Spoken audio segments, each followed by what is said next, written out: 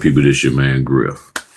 I was gonna do a live, but I said nah. It's like right now, the recording of this video is 9:24 in the evening. As y'all see, my eyes are bloodshot red to a degree. I'm still tired. I'm recuperating right now, not sick, just recuperating, just allowing my body to rest. Um, get straight into it. So over the past couple of, I guess, say months, I've been hearing more and more about a lot of different things for us. Notaries getting respected, notaries being shown appreciation. Some people feel that it should be verbal, some people feel it should be financial. Um, and I've been hearing this the whole time I've been in a notary as a notary and doing this business, which has been about 8 years. I mean, was it, yeah, I guess something like that. 2026, 18, yeah, 2026, so 8 years, starting my ninth year.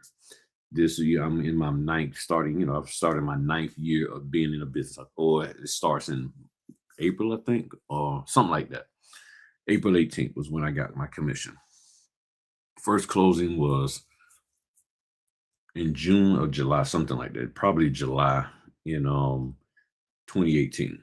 And then I've been rolling since then. Went full time in the business in 2020, November 2020, and haven't looked back yet. Haven't even thought about going back to a regular job. I love doing this. I would say I'm good. I'm decent to good to, in some cases, very good at this. I'm very reliable, all of that. So over the years, I've been hearing this talking point about being appreciated and respected, being respected and appreciated. So when I keep hearing something over and over and over again, and nobody's really articulating what they define as respect and appreciation, I said, well, it's time for me to do it myself. So this morning when I woke up, for whatever reason, those two words was really like at the forefront of my thoughts. So I said, let me go do some research on what is respect and what is appreciation. And is there some kind of misunderstanding of them? Y'all know I use AI tools, so that's what I did. I used AI tool. This time I use DeepSeek instead of Gemini or Claude. For whatever reason, I just chose to do that. Okay, no particular reason. I just chose to do it. If there will be, well, the only other reason would be because I needed to create a public link so y'all can view it. With Gemini, if you have a work type or a business type email account, you can't create a public link with that.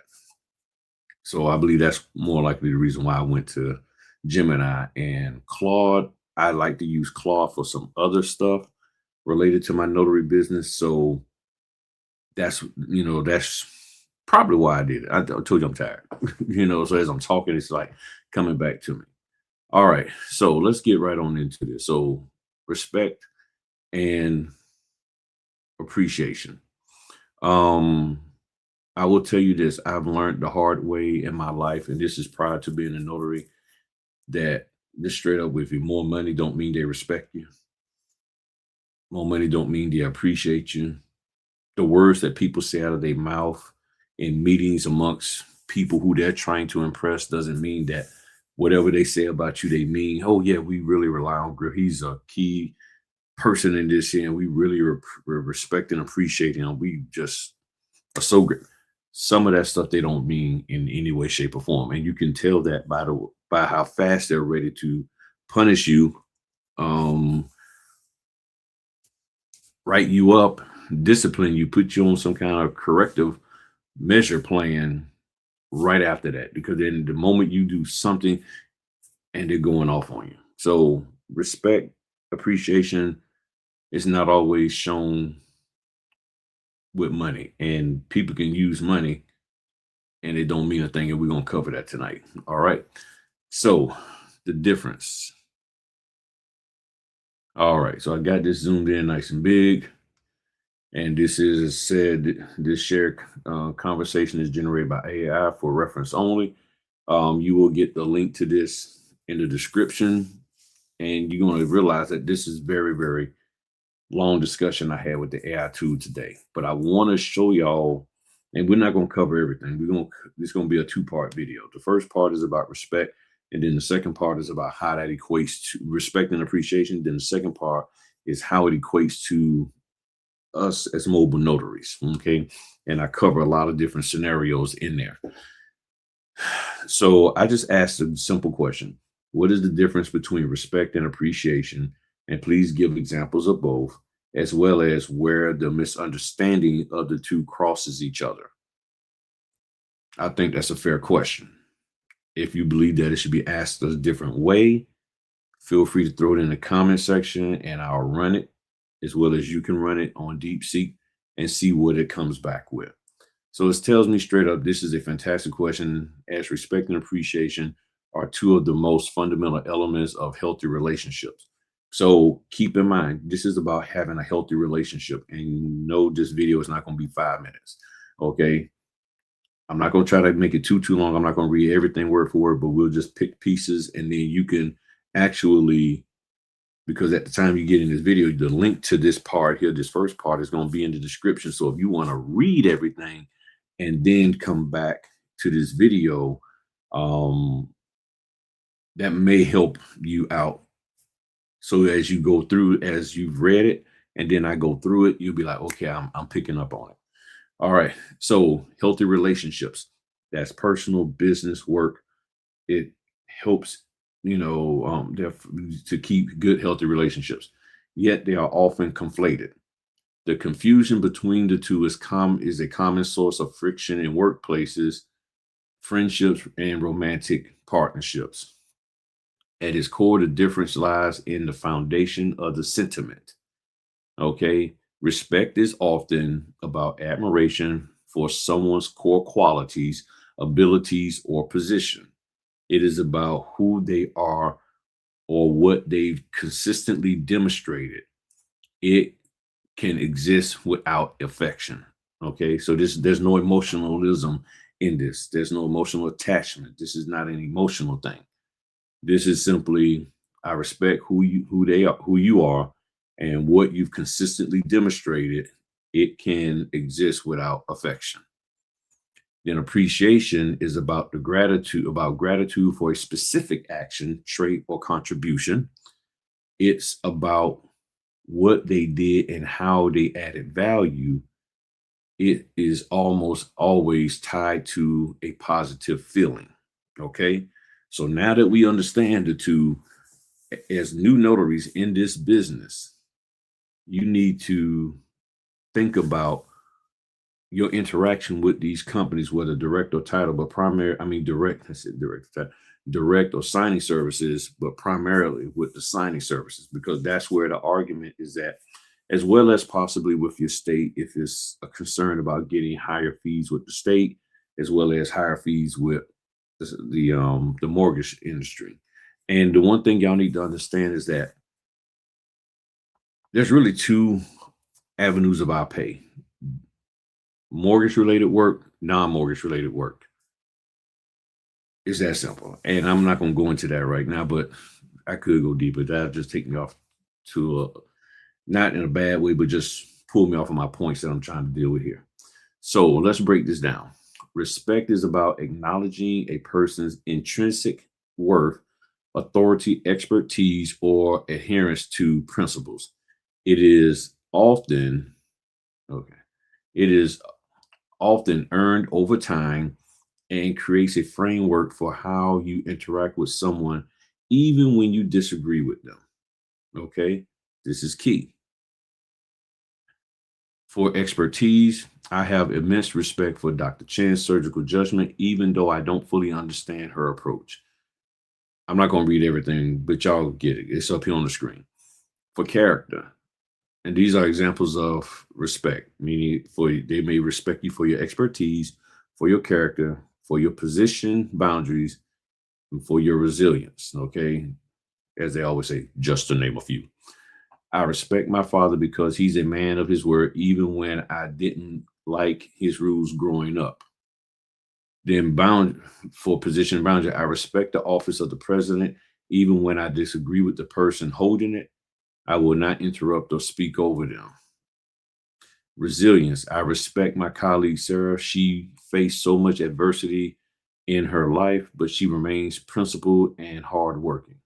So the key element of respect is respect creates distance and structure. It, you can respect a formidable opponent or a strict teacher without necessarily feeling warmth toward them. So you may not ever like the person.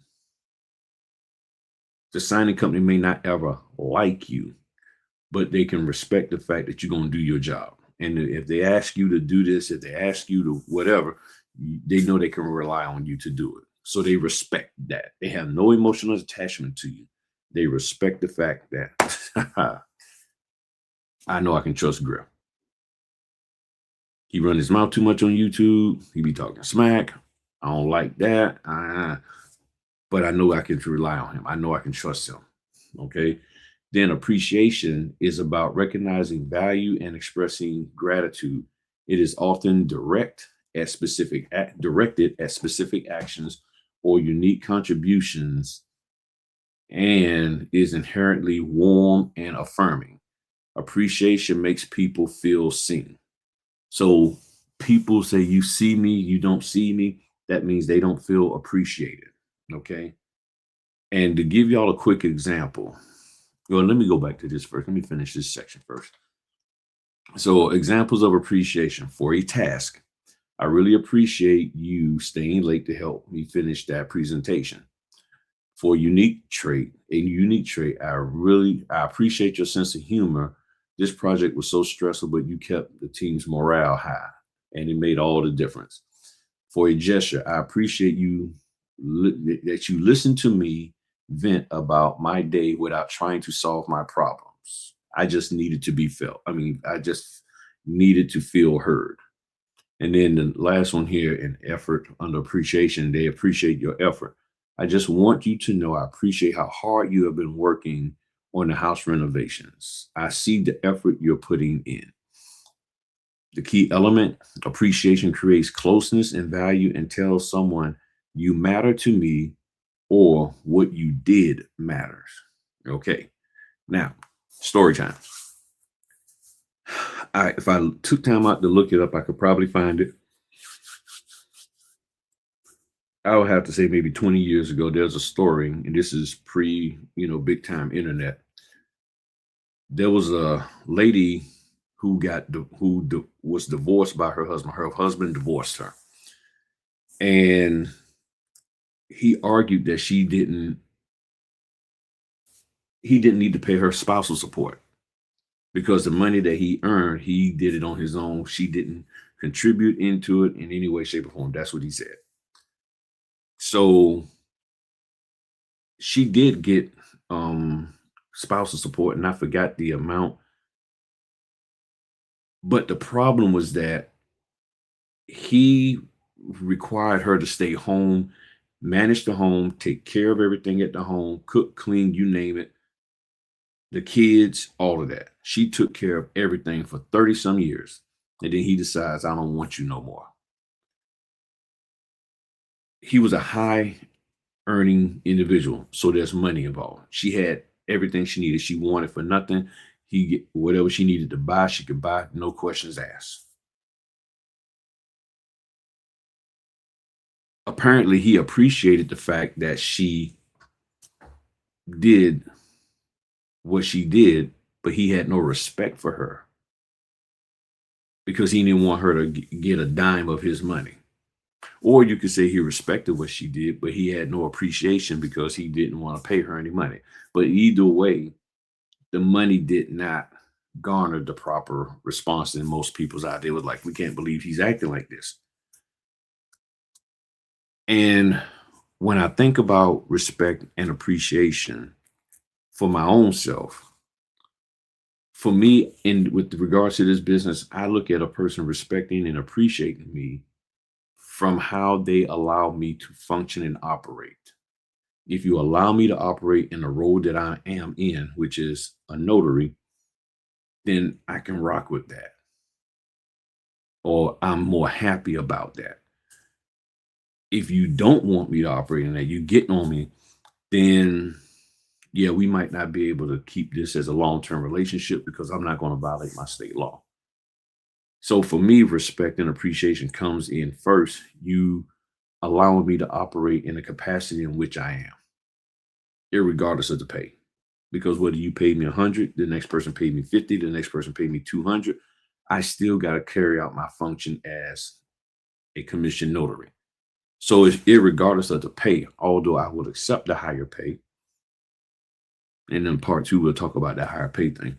But I will accept it as long as you don't try to get me to do something that I'm legally not allowed to do. Because at that point, you're disrespecting and you don't appreciate the fact that I am able to ascertain and figure out what's the proper way to fill this notarial certificate out because it's based off of a state that I never dealt with. You got to show me some appreciation for how hard I work to do this, and you got to respect the fact that I'm a commission notary and I have an obligation to follow my state guidelines. Okay. So, where the misunderstanding crosses, the conflict arises because people often use one as a proxy for the other, leading to mismatched expectations and feelings of being undervalued. Here are three common scenarios where they cross: confusing respect for appreciation in relationships. A romantic partner says, I don't understand why you're upset. I respect you. I would never cheat on you or lie to you. The misunderstanding is that the partner is offering respect, fidelity, honor, structural loyalty. However, the other partner is asking for appreciation, gratitude for daily efforts, verbal of affirmation, feeling seen for making dinner or listening to a hard day's story. And yeah, I had to get better at that between me and my wife, not just, hey, I make sure we got all the bills paid, but actually spending time with her, hearing her out, listening, all of that. So the conflict is that one person feels that they are providing the foundation of good relationship, while the other feels invisible and undervalued because they aren't receiving appreciation for their daily contributions. And then you got scenario three and all of that. And y'all can read that. You can stop the video and read that. Okay. So, summary: focus. Respect focuses on you, who you are, and your status, principles, and or competence. For appreciation, what you did, and the effort, value, or impact. So this is the difference. Okay. This is key because when people come to you, people want you, or they talk to you about us not getting respected or appreciated. We need to make sure we understand the difference, because the difference will dictate the way that somebody does it. Any compensation that is provided has to be provided in the right context and for the right reason. And we're going to cover that in a second. So basically, in short, respect says, I hold you in high regard. Appreciation says, I am grateful for you. So now I go on to ask the question here. For people who are employees or they're a business owner, how does money or being paid affect appreciation and respect? And respect. I don't know why I did that. Does it and does it help? Does it hurt? Does it cloud it? And I don't know what happened there. My typing was bad. I was on my phone when I was doing this, so my typing was really bad. So now, full transparency. The way I asked this question, I asked it the wrong way, but it gets clarified down the road. So I'm saying for people who are employees, and what I was trying to say, and I didn't articulate it correctly, and people basically who are independent business owners. That's what I meant to say. But I said, or they are a business owner. And it answered the question based off of saying this person is like the business owner of, say, a Kmart or Sears or a tire repair shop or a Fortune 500 company. They're the business owner for that. So I asked it the wrong way, but the results that it gave me actually fit in line with what I needed to understand and know about, this here appreciation versus respect. So this isn't, it says this is an intrinsic, incisive follow-up. Money is never just money in a professional context. It is a symbolic carrier of both respect and appreciation because the employment relationship is fundamentally an exchange of value. Compensation becomes a tangible representation of these intangible sentiments. When money is handled, it reinforces both respect and appreciation. When handled poorly, it creates, when money is handled well, it reinforces both respect and appreciation. When handled poorly, it creates confusion, resentment, and a sense of being undervalued that no amount of verbal praise can fix. And I agree with that. And that's part of the argument that we have in the notary world is that, you know, the the money for this isn't being handled right, meaning you're not paying me enough. And because of that, people are confused, they have resentfulness and a sense of being undervalued that no amount of verbal praise can fix. So they can tell you how grateful they are, but you like, show me my money. Okay. So how money affects appreciation. Appreciation at its core is about feeling seen for specific contributions. Money intersects with this in two ways, as transaction and as acknowledgement. So when money enhances appreciation, bonuses tied to specific effort. When a business owner says the project was a nightmare and you navigated flawlessly, here's a bonus that reflects my gratitude. Spot on bonuses or unscheduled raises, these signal that the appreciation is authentic and spontaneous, not merely contractual.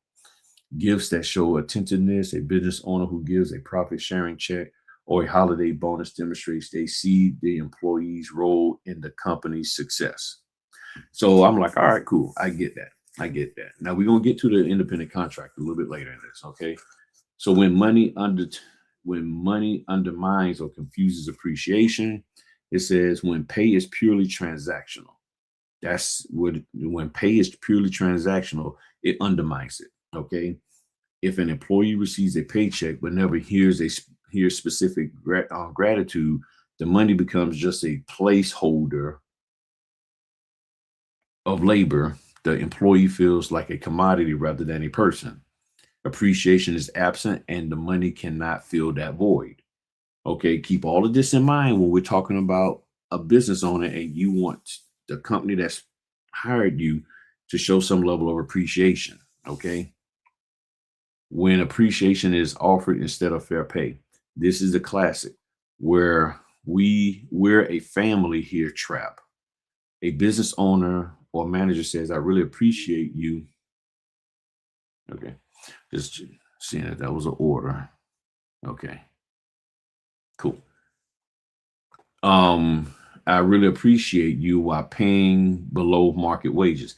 That's what we believe that's happening in the notary world. You're paying me below what we should be getting. And some companies don't even show appreciation of any sort. They don't say anything. Okay. So it feels manipulative. What was I going to say? In this scenario, verbal appreciation becomes a liability. Stick with me, y'all. I'm a little tired, so I'm not my full energetic self, but we're going to get through this, okay? Yes, I know it's been 25 minutes. It feels manipulative, as if appreciation is being used to substitute for fair compensation. Y'all can read it. We're going to talk. So for employees, and then like this, I'm sorry. This one says when raises are given without explanation, if an employee gets a raise but doesn't know why, the appreciation signal is lost. They may interpret it as a cost of living adjustment rather than recognition. Okay. So the specificity of appreciation matter. So for employees, when money is fair and accompanied by specific acknowledgement, appreciation feels complete. When money is inadequate, verbal appreciation rings hollow.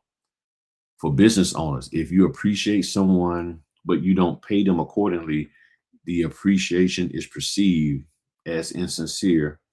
Money is, in this context, becomes the proof of appreciation. And at this point, that's when I realized I answered the question wrong, because what I was expecting back, like me as a business owner looking for appreciation from the company that hired me. But we get into that later.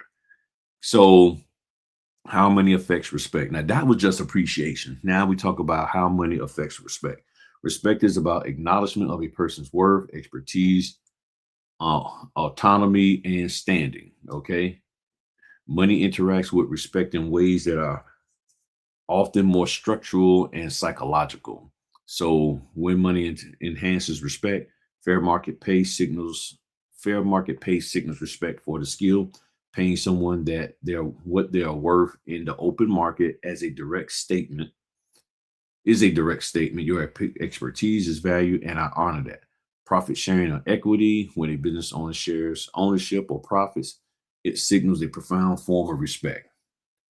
Transparent pay structures, when compensation is clear, consistent, and merit based, it signals respect for employees, intelligence, and fairness. It says you are adults who deserve to understand how you're valued. This is what I know a lot of notaries want. Now, let me come back to y'all before I finish. I have to come back. There are people who have lacked that their whole entire life, from their parental family growing up, their the people in their schools when they was going to first ages, first grade through 12, not age, not like this, grades 1 through 12. They didn't get appreciated in college. They didn't get appreciated on the football, basketball, baseball, hockey, swim team, or whatever they was doing. They just didn't get respected. And then they become an adult after college. They don't get respected on their job. They get married. They don't get respected by their spouse. They got kids. The kids don't respect them. They got a dog. The dog don't respect them. They got action figures back there. They don't respect them. That's what tends to happen. Okay. That's what tends to happen. Okay. So you want respect. Okay.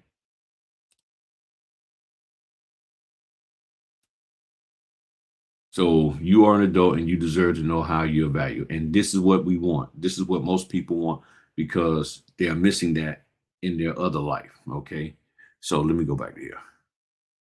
Autonomy and spending or resources. Giving employees a budget or authority to trust them to come with company resources signals respect for judgment. Okay.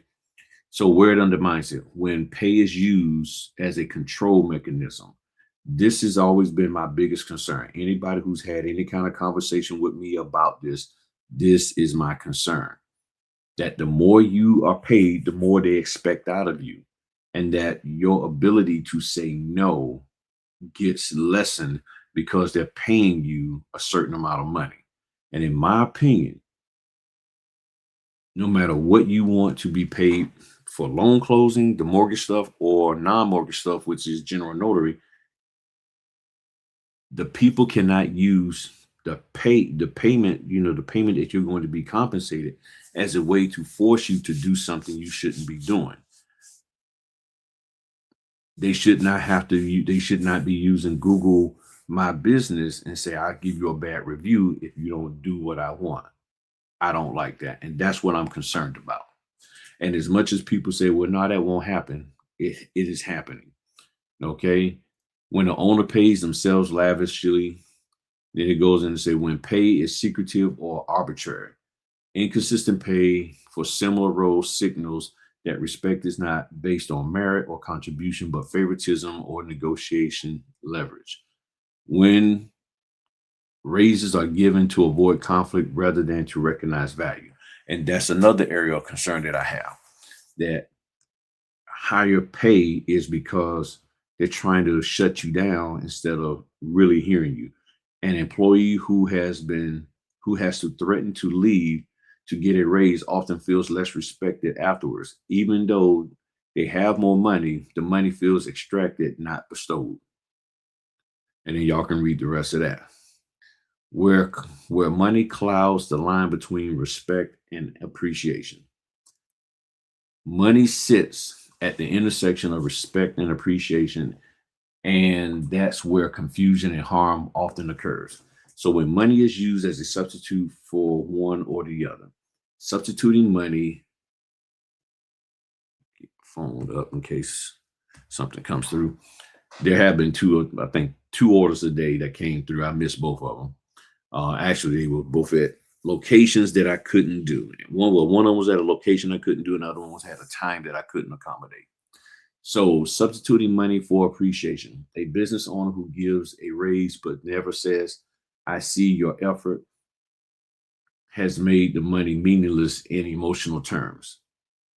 Substituting money for respect. A business owner who pays well but micromanages, ignores input, or withholds autonomy is sending contradictory signals. The money says I value you, but the behavior says I don't trust you. Trust, not money, is the currency of respect. Okay, trust, not money, is the currency of respect. So when the timing of money creates misdirection, consider a business owner who gives a year in bonus but has decisive, critical, and has been decisive. I mean dismissive. Been dismissive, critical, or absent all year. The employee receives this money but thinks you are paying me to tolerate this. And that's personally what I never want to be in. I never want to be in a situation where I'm just being paid primarily to just shut up and just put up with what you're doing. So it goes on in this here. So let me go to the next section. And then it has a summary here. All right. And then employees, how to evaluate.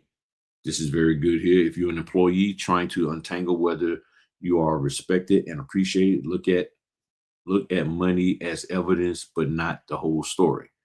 Ask, is the pay fair for my role in market? If no, verbal appreciation is insufficient, meaning they can verbally appreciate you, but you're never going to be happy enough because you're getting paid less than market value. And a lot of notaries communicate that on a regular basis.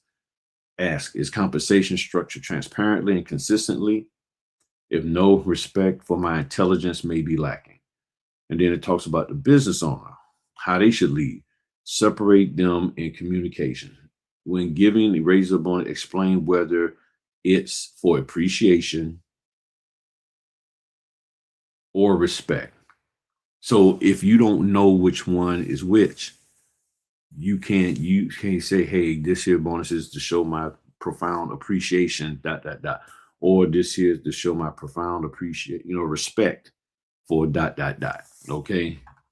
Don't let money do the talking alone. And this is my thing. People think that just because you get slapped down with some money, that everything is fine. And that is not the case, because there are a lot of rich people out here. They don't allow their spouse to do anything of substance and fun whatsoever, but they got all the money in the world. Okay. Never use appreciation to mask inadequate pay, all of that. So then I asked this question: how does everything that you just shared relate to the working relationship between a business owner who hires independent contractors to provide services for them? I told you my punctuation is also. And then it said, this here is a critical distinction. When the relationship shifts from employee to independent contractor, meaning the business owner is now operating with an independent contractor who is not an employee, the dynamics of respect, appreciation, and money changes significantly. Okay. Not because the human needs for these things disappear, but because the structure of the relationship alters what each party is implicitly promising. And hold on, let me come back to y'all. This is the key thing that you need to understand, that as a independent contractor, you are a business owner, and the relationship and what you should be expecting and what they feel they should do for you is different than what they're going to do for their employees. They're asking their employees to please come here 8 hours a day, 40 hours a week, 2 week, 2 days off at the end of each week and at the end of the week and then the beginning of the week, and give me your time. And I'm going to take care of you by properly compensating you. And I want you to be committed to coming here on a daily basis. A business owner, independent contractor, that's hey, I need you for this here. Okay. And they might not need you for 6 months. So how much appreciation do you need in that one moment of time and you don't hear from them again for 6 months or 2 years? What is it that you want them to do to show their appreciation for you or their respect for you? That's the question. Okay. So it goes on to say, okay, independent contracting is, in theory, a relationship between two businesses. So this is what you have to understand. And this is why you hear me a lot of times saying, stop being business owners, but operating like a W-2. And that's what happens with a lot of people. They are business owners, but they're operating like a W-2. I want you, business owner, who hired me as an independent contractor, to function with me like you're my boss and tell me everything I need to know and do all of this for me. That's not going to fly. Okay. In practice, it often functions as a hybrid. The contractor provides specialized services, the business owner acts as the client. So we are the contractor, okay, in this whole scenario. We are the contract. The absence of a formal employer-employee relationship creates unique opportunities for respect and appreciation to flourish or for misunderstandings to deepen. So how money functions differently with contractors. With employees, money is tied to a bundle of things: time, loyalty, predictability, and often identity. With independent contractors, money is more theoretically tied to the scope of work, expertise, and outcomes. So when you understand that as an independent contractor, it's all about the bottom line. Did you get the document signed? Did you stamp correctly? All of that. That's the outcome that they want. They want your expertise to do it, and they want you to be willing to work. When money reinforces respect and appreciation, paying promptly without friction. And this is a big thing. I admit this is a huge thing in this business. Okay. For a contractor, a business owner who pays on time according to agreed terms without requiring excessive follow-up is demonstrating profound respect. It signals I value your time and your business operations as much as I value my own. This is essentially what people are saying they want from these companies. Now, I will say this. Let me come back to y'all for a quick moment. In order for a business owner who hires independent contractors such as yourself and me to do this, to have this thought of saying, I value your time and your business operations as much as I value my own, they have to have the heart and mind of a business owner. And if they don't, then you're never going to hear this from them. And they're just going to look at what we do for them as transactional, and they're not trying to have a relationship with us of any kind. So you got to keep in mind that there are some people who are functioning as signing company owners is because they can't function as a notary out there amongst people, because they might have certain what they call ticks, certain things that bother them: smoke, cussing, the women in the house dressing like whatever, the men in the house dressing like whatever, the kids doing whatever, the dog doing whatever. So that environment may not be conducive for some people who are high sensory. It's too much stimulation going on. To do a closing where the husband and the wife can't sit down together because one of them has to help the kids out. So they got, I think in this scenario, it was like 5 kids. 1 or 2 of the kids only wanted dad to feed them. The other set of kids was like, we want mom to feed us. So if he signed it, then he had to get up. Then she signed it, she had to go. It was crazy. It was crazy. So they don't understand, so we go through a lot in these closings, and they don't care. They just want the job done. So they're not looking at, oh, okay, I'm gonna build this relationship with you over time. They might not ever use you again. So the paying the agreed rate without haggling, and I'll let y'all read these here. Adjusting pay upward proactively. Okay. That's a way of showing respect, as it says here, reinforcing respect and appreciation, paying on time, or scope creep.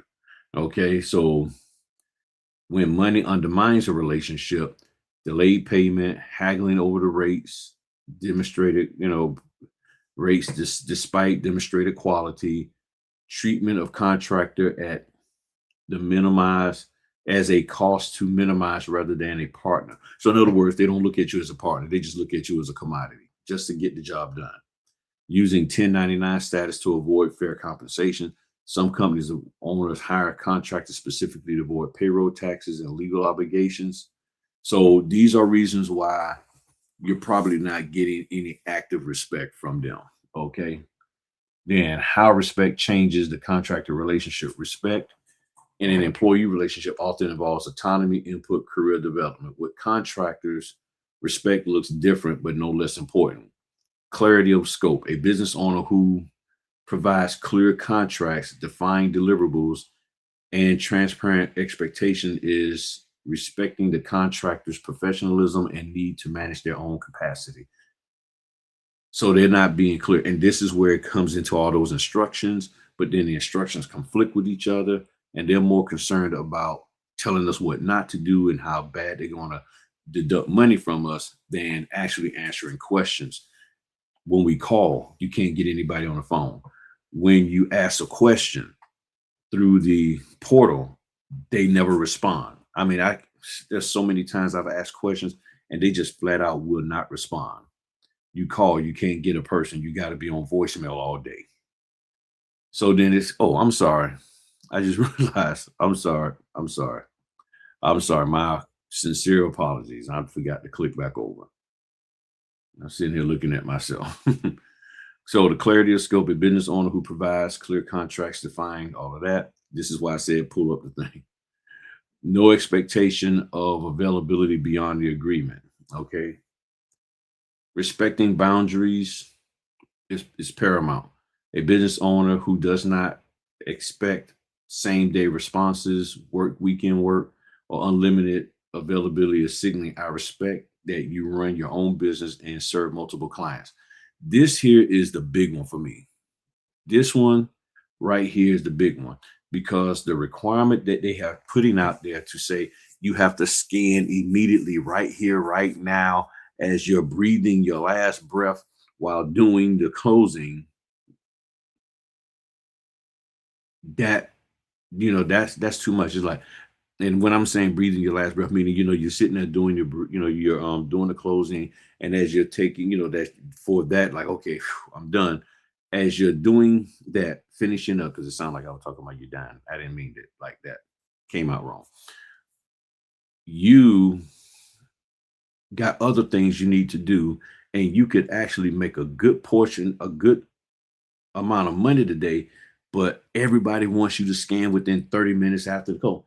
And I think that is truly unrealistic, and I think that needs to change. However, I understand why they're doing it is because so many notaries have not done it. They won't scan whatsoever.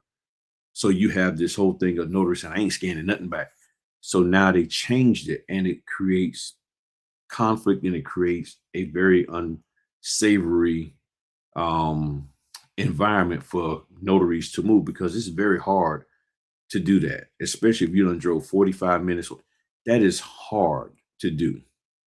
That is very hard to do to just keep trying to scan everything as soon as you finish.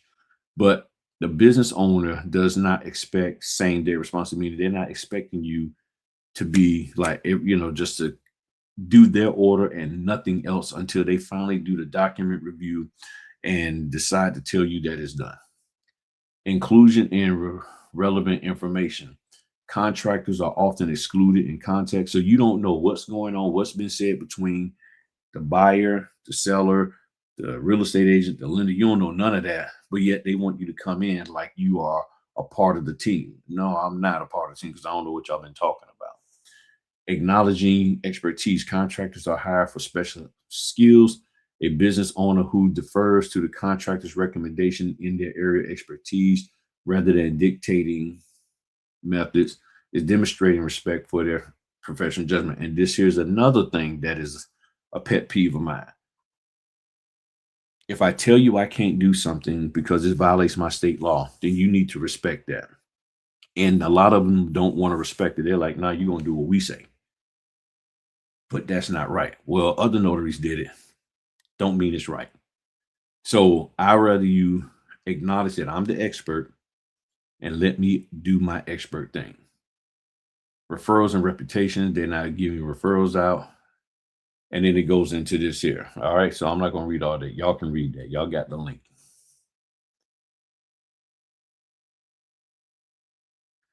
Ooh, this is a big one. Hold up. Okay. I need to go down to this one. So I have a better under. So this is my question, statement and question. Does this change when a business owner has already set the price for service and is looking for a contractor to perform the job and not looking to negotiate the fee? So also in that section that I just, partly went through, they start getting into about negotiating fees and all of that. And about, the proposal. So, the contractor submits a proposal and then they review the proposal and determine whether they're going to go with that bid versus somebody else's. But this scenario, what I'm talking about is what we pretty much face. Okay. We pretty much face the whole thing of the prices that are set. I mean, the price that we're getting paid has already been set. So it's already been predetermined. So there's really no negotiating involved. But we're going to get deeper in that in part two. So this is an excellent clarification. And it gets to a crucial structural distinction. You are now describing a scenario where the power dynamic and the nature of the exchange shifts significantly. In your first scenario, the contractor submitting a bid, the contractor is setting the value of their own expertise. And this is what a lot of notaries say we need to do, that we need to set the value of our expertise. But they're not giving us really the leeway to do that. And that's not the expectations from them. The business owner respects. The business owner's respect is demonstrated by whether they accept the evaluation negotiated in good faith. In this new scenario, the business owner has already set a fixed price and is seeking a contractor to fill the role. The dynamic changes from collaborative valuation to take it or leave it terms. And that's where a lot of us are at, and this is what we see. This fundamentally alters how respect and appreciation can be expressed, perceived, and misunderstood. So let's break this down. So structural shift with changes, the element, who defines the value? Here, the contractor, and then the other one, the owner set price, the business owner unilaterally. So we are in more so a owner set price model, trying to force them to negotiate with us when they've already set the price. How respect operates in a owner set price model. Respect is, in this context, is less about honoring the contractor's evaluation of their own work, since the valuation is not being solicited, and more about honoring the contractor's agency, time, and professionalism. So respect shows up as complete transparency upfront. This is what we're not getting. What kind of loan is this? All this is loan closing. Okay, is this a purchase, a sale, a refinance? You know what I'm saying? What is this? And that is greatly missed in the price set by the owner or the business owner model. A business owner who clearly states this is a fixed budget process. Here's the full scope. I understand you. This may or may not work for you. No hard feelings either way. Accuracy of scope. The most common failure in this model is scope creep. A business owner who says the price is fixed and I will honor that by not adding work beyond what I clearly outlined. So scope creep is when they add more to it and try to be sneaky about it. Okay. Acknowledging the constraint. A business owner who says, I know the rate is below what you typically charge, and I respect that you have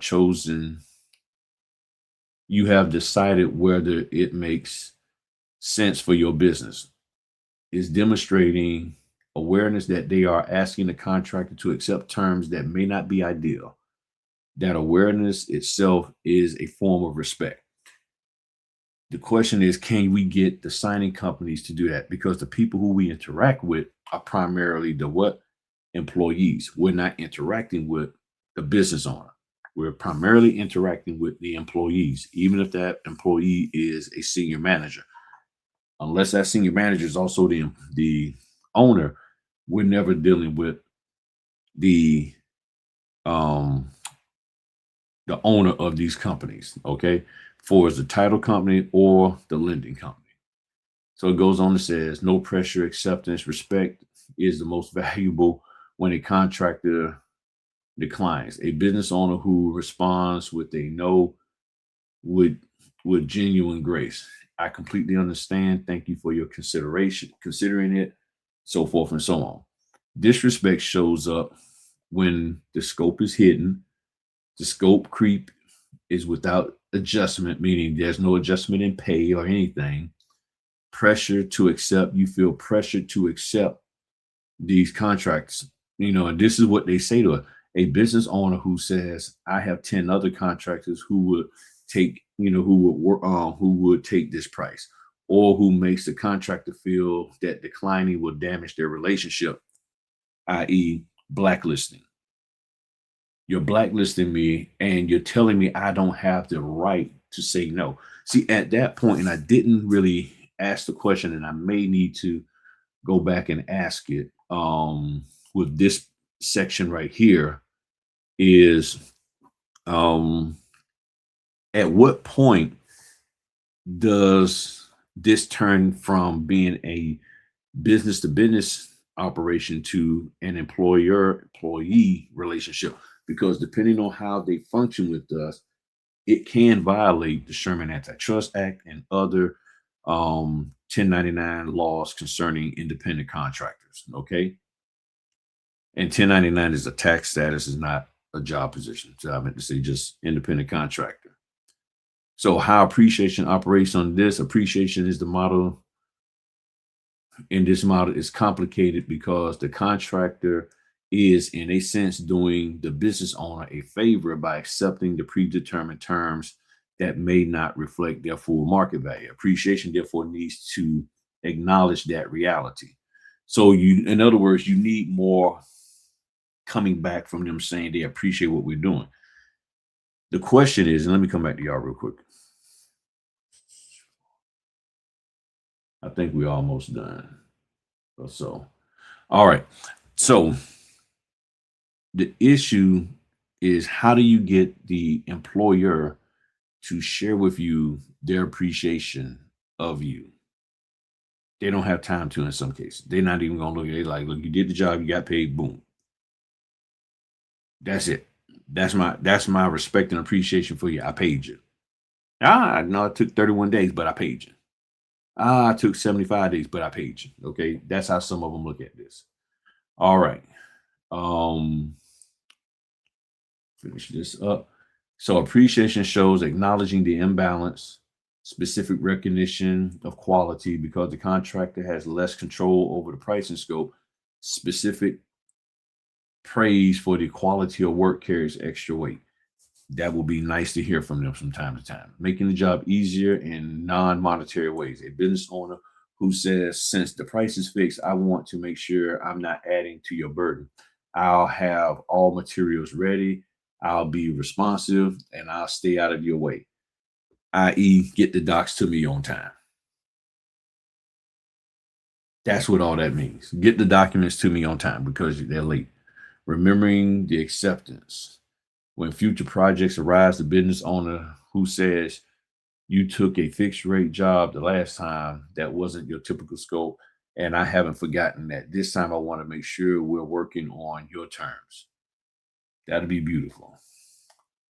So it talks about here when appreciation feels hollow. It is often in place of fair terms. A business owner who sets a low price and then says, I really appreciate you without acknowledging that the terms are unfavorable is using appreciation as a substitute for fair compensation. This is perceived as manipulation. So you see where we're going with all of this here. So this is why I'm saying you really got to make sure you understand the difference between respect and appreciation. So it says where misunderstanding crosses in this model. The fixed price owner scenario creates unique opportunities for the cross wires. The opportunity misunderstanding. Business owner says, I'm giving you a chance to do this work. The price is what it is. That's a problem. The contractor hears you should be grateful for the opportunity, not concerned with whether the terms are fair to you. And all of the people, yes, this is what it is. But the question then becomes, how do we convince them in a respectful way to change that? The business owner should separate the transaction from the relationship, offer the fixed price transparently, acknowledge that it may or may not work for the contractor, and make clear that acceptance or decline does not affect the relationship. Because I had to come off of an order today. Let me come back to y'all. I had to come off an order today because I'm like, it's Monday and the person has not responded. Well, the phone number they gave me was wrong. Somebody else answered the phone. Or I left a voicemail, then they called me back. So the phone number is wrong.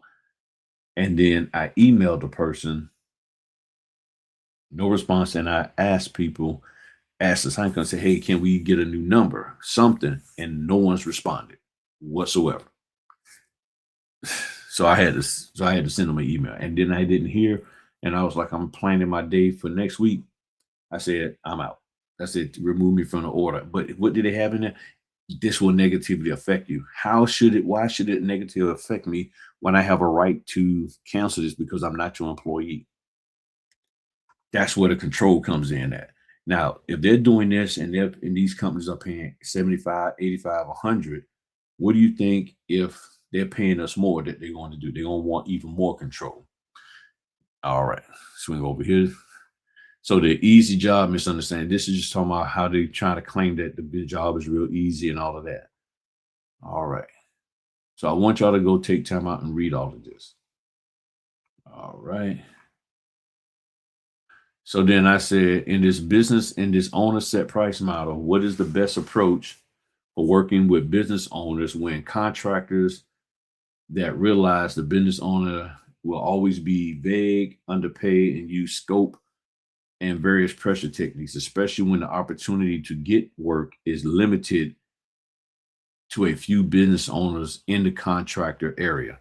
This is key. This is real key. So this is real key, and the reason why is because when you are limited to who can hire you, when there's a limitation as to who can hire you, that changes things for us, your ability to negotiate all of that. So this says this is a profoundly difficult position to be in, and you have named something that many contractors face, but few articulate so clearly. You are describing a situation of structural captivity. Okay, make sure this is zoomed in big enough. Can I go? Yep, I can go a little bit bigger. There we go. My apologies for it being too small. Where the contractor is not choosing among clients, but is, in practical terms, constrained to a small pool of business owners who hold disproportionate power. When those business owners also employ vague scoping, underpricing, scope creep, and pressure tactics, the contractor is navigating a healthy is navigating not a healthy business relationship, but a power imbalance with few exit options. Let's be honest. Let's be honest about what it is. When a contractor has limited opportunities and the availability of business owner engage in these behaviors, the contractor is in a position of vulnerability, meaning us. We're the contractors. Remember that now. The advice cannot simply be walk away or set firm boundaries without acknowledging that those options may carry real consequences, loss of income, damaged reputation within a small market, or exclusive work or exclusion from future work. So the question becomes how to protect your dignity, your business viability, and your mental health when you cannot simply fire the client. That's the question. Okay. That is the question. And I'm just going to be straight with y'all. When I've called the NNA and told them about some difficulties I was having, and you know what they said? Oh, we'll just find somebody else to work with. You ain't got to work with them. True, I don't have to work with them. I can always go back to my W 2. But if I want to do this business and they need me as well as I need them, then we got to find a way to work together. And this is the problem we have in this business. Nobody wants to find a way to work together. Everybody wants to try to control one another. I want to just make you do what I say and end the story. I want to make you pay me what I say, end the story. But there's no true working and negotiating with each other. A lot of people call this when they, ask for an increase. Well, I'm negotiating. Nah, not really. You just share with them what you think you should get paid extra, and they say either yay or nay. There's no real negotiating there. I'm serious. Yeah. So you cannot just say, well, I quit. Like they tell us in the W-2 world. Don't sit there and quit a job without having another one to go to. Don't get all in your emotions. It's just that simple. So first, acknowledge what you are facing. Before tactics, let's name what is happening so you don't internalize it as a personal failing. Vague scope is not incompetence. It is often a deliberate strategy to preserve flexibility at your expense. So they're doing a lot of this stuff on purpose. Underpayment is not a reflection of your value. It is a business owner leveraging their market position. Scope creep is not an accident. It is a test of how much you will absorb without pushback. See, that's what they want. They want to make you do stuff and they want to see whether you're going to give a pushback. And if you give too much of a pushback, then they're like, okay, we can't use you because we can't control you. Pressure techniques: urgency, guilt, flatter, compensation to other comparison to other contractors are tools of control. I got to come to the other. This is one of the things that I talk about when I say they're always saying, "Oh, other so and so did it, and this person did it. So what's your problem? Why can't you do it?" It's not legal, but they had no problem doing it, but it's not legal. And here's the proof that it's not legal. And they try to make you feel guilty, or there's a sense of urgency. Hey, we need this for funding. It's not always that way. They don't always need, well, they can't fund without it. And I've asked the question, can funding be held up because this document isn't? In some cases it can, in some cases it can't. I'm going to leave that alone. So when you're in a small market with few buyers of your services, these behaviors are not isolated incidents. They are structured. They are the structure of the relationship. Your task is not to transform these business owners into ideal clients. Your task is to manage the relationship so that you can sustain yourself financially and professionally without being destroyed in the process. This is where I'm at in the business. I am not trying to change who they are and all of that. I'm just trying to understand how they want to function and then work it to the best of my ability to get the order and to make the money and to keep anybody else from getting there. And I'm not trying to, and I'm not even just trying to, and I'm not bad mouthing or putting down other notaries in order to be their exclusive selection.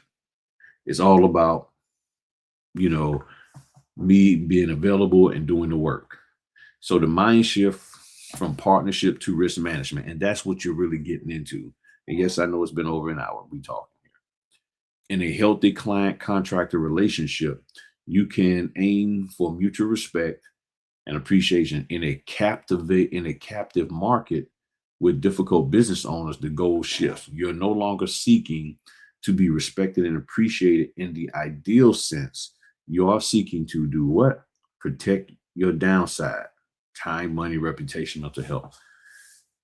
Extract maximum value from the constraints you are operating within. Position yourselves to eventually reduce dependency on these owners. This is not cynicism. This is realism. You can conduct yourself with integrity while recognizing that the relationship is structurally imbalanced and acting accordingly. So in other words, just get the job done. Stop trying to be special. Stop trying to impress them when they don't care.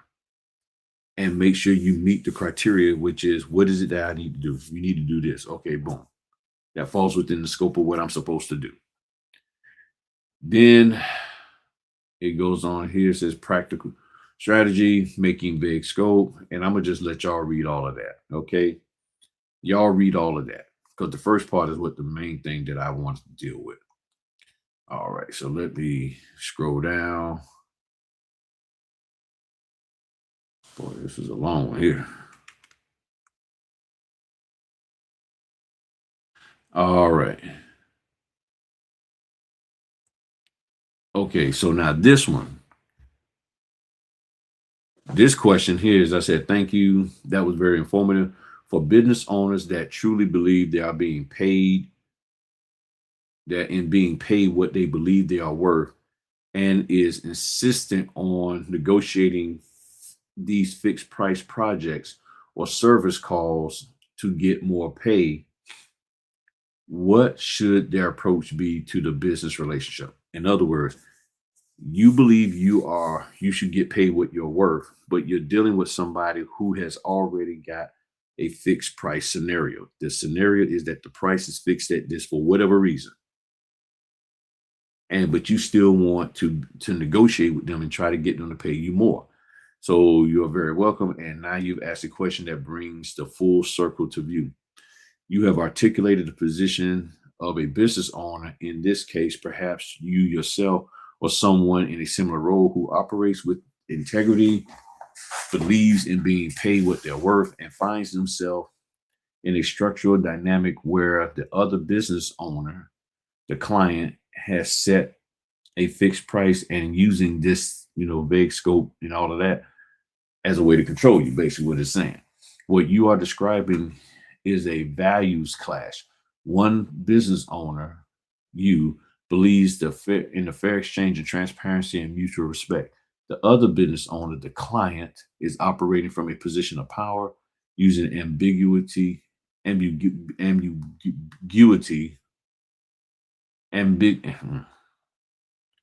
you know what I'm saying. I'm just tired. And leverage to extract maximum value at minimum cost. And I agree with that. Many of the influencers out there, they're pointing this out. But I always say it's how you approach the person. Because if you got somebody who is plotting and planning to that degree of manipulation, you just can't yell and scream at them and embarrass them. You got to come the right way in addressing them.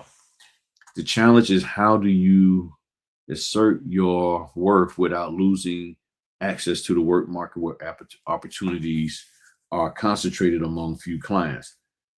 This is a negotiating problem and a boundary problem and a strategic positioning problem all wrapped together. So the core mindset, you are not an employee, which y'all know I've said that for years. The first and foremost important shift is internal. When the client presents a fixed price and says, take it or leave it, they're treating you as a vendor, someone who fills a role at a set cost. Your response must be to assert your identity as a business owner with your own cost standards and decision making authority. This is, let me come back to y'all. This is the reason why I always say start your own, register yourself as an LLC. Register yourself as an LLC. Stop all this sole proprietor stuff and all of that. Become an LLC and then function that way. Send checks. All your payment is to what? Your LLC. Your email has your LLC name in it. Mine is info at Griffin Notary. Notary help at Griffin Notary. Okay. So you want to contact me? The best one is Notary help at Griffin Notary. You hit me up there. Where is it? I thought I had a thing. Hold on. I thought I had that email address so people can see it. I guess I don't. I thought I had it saved up here. But nonetheless, nope, I don't have. Oh, there it is. Right there in front of me. This is the best email to hit me up. But what does it say? Griffin Notary. So I'm operating as a business. Okay. That's the key. I'm operating as a business. So this is not about being difficult. It's about refusing to participate in a structure that threats in a structure that threats your expertise as a that I'm sorry, treats your expertise as a commodity. You're not asking for special treatment. You are insisting on a business relationship between equals. And this is what I've always shared with I did it again, y'all. My bad. This is what I always share with y'all. Like I said, this is not about being difficult. It's about refusing to participate in a structure that treats your expertise as a commodity. You are not asking for special treatment. You are insisting on a business relationship between equals. And this is what I say, that the people you're talking to are employees, and we never have the opportunity to actually engage with the owner. Yes, we can go to the conferences and this, that, and the other, but we're only going to have a small amount of time, and to try to get them to understand who we are to the point that they'll remember it for when they go back to the office and tell them, hey, when Kendra, battle is in queue to be used, treat her like this and do this and the other. They don't have time. They're not going to remember all of that. So the strategic approach is, it says 4 pillars: pre-negotiating the position, all of that. Okay.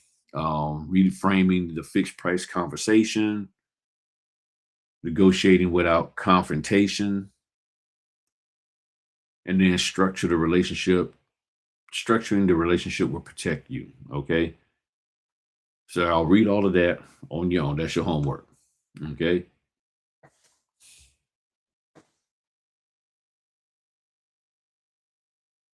All right. So now I think this is the last one. So 1, 2. I think this is the last one. Yeah. So I go to this here. And again, as you see, I'm covering all the various scenarios that we are faced with out there to the best of my ability. Well, I'm gonna say, no, let me back up. I'm covering all the various scenarios that I have been faced with, as well as other people have communicated to me. So that, because I know not everybody has faced all of this here. So I'm covering as much as I can based on my experience. Okay. Here's another perspective. This is what I'm telling the AI tool. The business owner that has the fixed price project or service or fixed price or service need is clear on all aspects of what the job entails, but limited in the fee they can pay due to the contract restraints set by the client that hired them, or the business owner's inability to properly negotiate a contract they have with another party, and thus is very limited in what they can pay out to their hired contractors. What approach and focus should the independent contractor have in this scenario? Okay, all I'm saying is simply Earl Jones Signing Company has a contract, and in that contract, they have specific language that says you cannot say this, you cannot say that, and you will not be doing this, that, and the other on behalf of the signing agent. that, or the notary that comes up, that is being selected. Okay. That's what they're saying. Okay. So, in other words, the signing company's hands are tied behind their back for as what they can say and what the expectations are. They would love to give you clarity on it, but they can't because they're in a contractual agreement not to do so. So then this is an important addition to the framework, and it shifts analysis significantly. You are now describing a situation where the business owner hiring the contractor is not the powerful actor exploiting their position, but rather a sandwiched party, meaning they're stuck in between us and the sign and the title company. Someone who is themselves constrained by a contract with their own client and operating with fixed margins and passing down limitations they they don't do not they did not create and may not be able to change. So that's what that is saying. So it says a coincide this, that, and the other. It says the mind shift when a business owner is transparent about their constraints, you have an opportunity to build a different kind of relationship. They are not hiding anything. They are telling you, in effect, here's my problem. Here's what I can offer. I need your help to make this work and want to be honest about it. The role becomes help them succeed within their constraints without allowing those constraints to be your burden. Well, this requires three things: clarity about what you can and cannot accept, creativity in finding ways to make the project work within the limits, and then boundaries that ensure you are not absorbing their problem at your own expense. And then it goes into the three lenses. I want y'all to read all of that.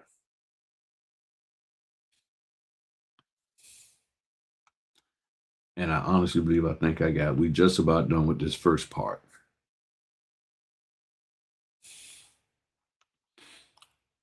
I spent about 8 hours doing all of this today. All right. So I honestly believe this is the last one part of this first piece here. Okay. So with the scenario I just mentioned, but adding in that the business owner is not allowed to be clear about the scope because their contract with their clients prohibits them from sharing certain details with hired third-party vendors. In other words, the business owner contract causes them to be vague. How I was tired, vague in scope, under uses pressure, hides to basically I was meant to say have a vague scope, uses pressure, hides constraints to extract more from you, expects you to absorb their poor negotiating. So thank you for adding this final layer. You have now described a situation that is structurally toxic. Toxic. Not because the business owner is inherently malicious, but because their own contract places them in an impossible position. And rather than absorbing the consequences themselves, they are transmitting the pressure downward on you. This is the core of what we're dealing with on a day to day basis. A young lady, while I was in the middle of doing this research, asked the question, and a lot of what I'm saying is going to answer things for her. Okay. This is critical. This is a critical distinction. Business owner is not a free actor choosing, talking about the person who's our client, to be is not a free actor choosing to be vague or pressuring. They themselves constrained to they are themselves constrained by the contract that prohibits transparency about scope, limits what they can pay, likely imposes penalties or tight timelines, shift risk downward in the chain. That is what we're dealing with, y'all. But here is the essential truth: their contract with their client does not create an obligation for you to accept terms that harm your business. And this is where I'm at with this. I'm like, what do you need me to do? Okay, this is what I'm going to do. Okay, we're going to get into that in just a sec. Their problem is not your problem. The poor negotiating or the oppressive terms they agree to do not become your responsibility simply because they are passing the pressure to you. Some people, see, this is why I tell notaries stop trying to have a bleeding heart and taking on and trying to do all this extra stuff. Just do your job. But if you don't know what your job is, you cannot do it. What you are describing is a contagion of constraints. The client pressures the business owner, rather than absorbing the pressure or pushing back, passes it to you, and you are expected to absorb it because the business owner presents it as this is just how it is. My hands are tied. This is one of the most difficult positions for an independent contractor to navigate because the business owner may genuinely believe they are being transparent by telling you their hands are tied without recognizing they are asking you to accept the very terms they found unacceptable from their own client. Then it goes into what is happening when a business owner has a contract that prohibits them from sharing, limits this, that, and the other. They are, whether they intend to or not, asking you to work in the dark, accept marginal problems as your rate problems, as your rate problem, absorb the risk of their clients' change, shoulder the urgency they agreed to. That's what all this means. Okay. Please take time out to read all of that. I know this is a lot, but I promise you, if you read through this, it will help you to understand. You will have a much clearer understanding. And I'm just going through to make sure I don't have anything else. Now, if you don't read this, that's going to be on you.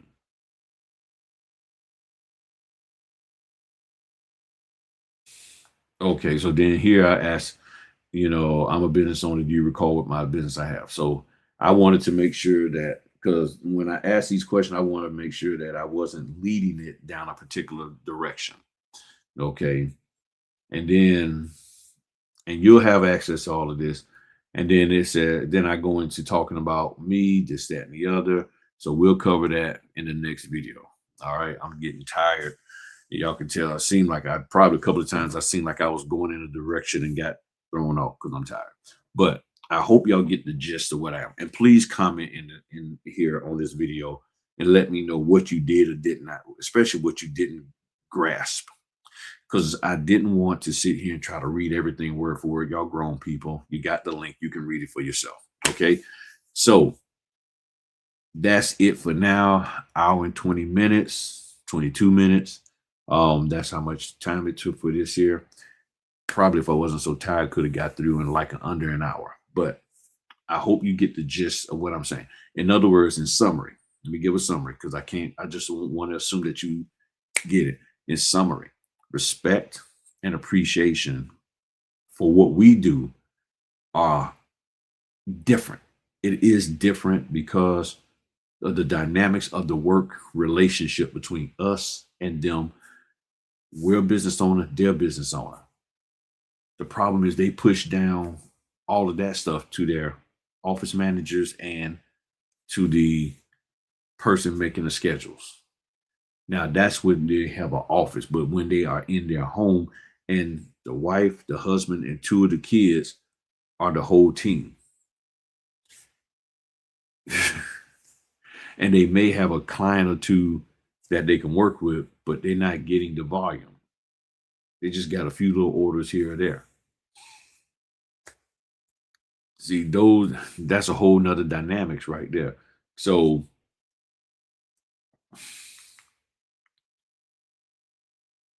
respect is going to look different. That's why I started off. What is real respect? Okay, it's this. What is respect under these conditions? Okay, it's this. What is respect under these conditions? Is this. When you understand that the way you are respected may change, is going to change, that should help you to navigate that work environment. The biggest issue is that what you deem as respect and what they deem as respect is two different things. So in summary, find your happy place, operate within that, and know that they don't have to show you some level of respect. You need to first respect yourself. You need to first appreciate yourself. It's that simple. All right. Y'all have a good one. Talk to y'all later. Peace.